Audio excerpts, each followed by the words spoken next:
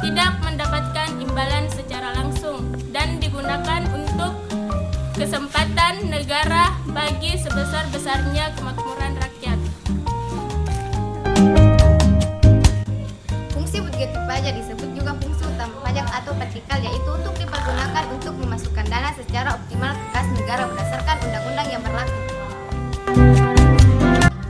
Fungsi alat pengatur. Fungsi ini mempunyai pengertian bahwa pajak dapat dijadikan sebagai instrumen untuk tujuan tertentu. Sebagai contoh, ketika pemerintah berkeinginan untuk melindungi kepentingan petani dalam negeri, pemerintah dapat menetapkan pajak tambahan seperti pajak impor atau bea masuk atas kegiatan impor komoditas tertentu. Fungsi alat penjaga stabilitas. Pemerintah dapat menggunakan sarana perpajakan untuk stabilitas ekonomi, untuk menjaga stabilitas nilai tukar rupiah dan agar defisit perdagangan tidak semakin melebar.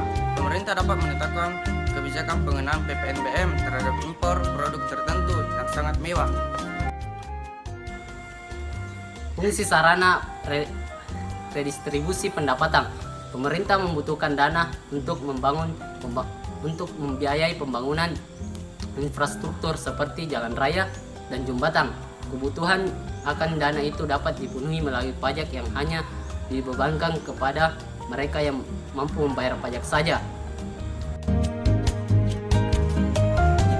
Tahukah kamu habis tarif pajak? Tarif pajak adalah besar kecilnya pajak yang harus dibayar oleh wajib pajak dalam banyak hal tergantung dari tarif pajak yang dikenakan. Tarif pajak itu sendiri terbagi atas 4. Yang pertama, tarif proporsional adalah tarif tetap atau sejenis dalam setiap jumlah penghasilan yang didapat. Jika penghasilan yang didapat semakin besar, maka pajaknya juga semakin besar, dan sebaliknya, jika penghasilan yang didapat semakin kecil, maka pajak yang dibayar juga semakin kecil. Yang kedua, tarif progresif, tetapan pajak yang akan semakin besar jika penghasilan yang didapat semakin besar. Yang ketiga, tarif degresif adalah tarif yang akan semakin kecil jika penghasilan yang didapat semakin besar. 4. Tarif tetap. Besarnya pajak dikenakan dalam jumlah tetap setiap jumlah rupiah tertentu.